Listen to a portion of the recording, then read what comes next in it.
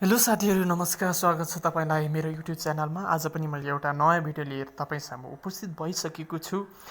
तपाईलाई आज म एउटा नयाँ जानकारी दिन गइरहेको छु। तपाईले थाहा पाइसक्नु भएको छ भिडियोको माथिल्लो पहिलो हाइलाइटमा भन्नाले टपिक देखेर नै तपाईले थाहा पाइसक्नु भएको छ।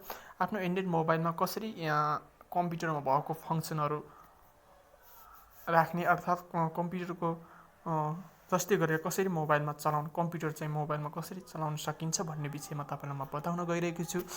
सर्वप्रथम त तपाईहरूले एउटा एप्लिकेसन डाउनलोड गर्नुपर्ने हुन्छ, जुन चाहिँ तपाईले आफ्नो क्रोम ब्राउजर खोल्नुपर्ने हुन्छ। क्रोम ब्राउजर खोलिसकेपछि तपाईले यहाँ टाइप गर्नुपर्ने हुन्छ ANDROID Android app Windows 7 launcher APK भनेर।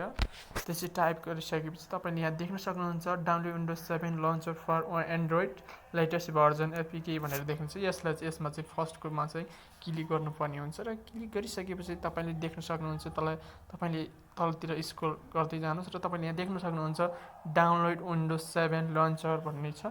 त्यसमा क्लिक गर्नुपर्ने हुन्छ र डाउनलोड गर्नुपर्ने हुन्छ। र मैले चाहिँ अलरेडी डाउनलोड गरिसकेको छु, जुन चाहिँ तपाईले देख्न सक्नुहुनेछ। जुन चाहिँ डाउनलोड गरेर मैले आफ्नो मोबाइलमा इन्स्टल गरिसकेको छु।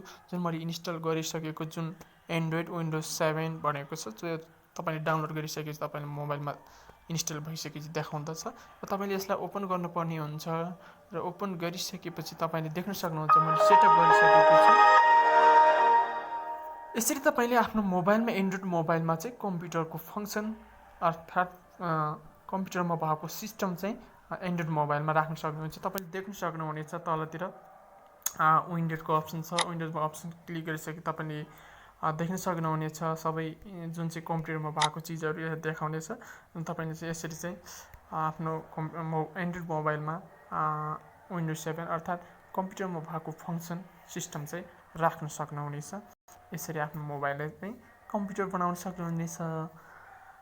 यतिन्जेलसम्म भिडियो हेरेकोमा तपाईलाई धेरै धेरै धन्यवाद र यस्तो भिडियो हेर्नको लागि मेरो च्यानललाई सब्स्क्राइब गरिदिनु होला भन्ने मैले आशा राख्दछु। अहिलेलाई भने यति नै, धन्यवाद।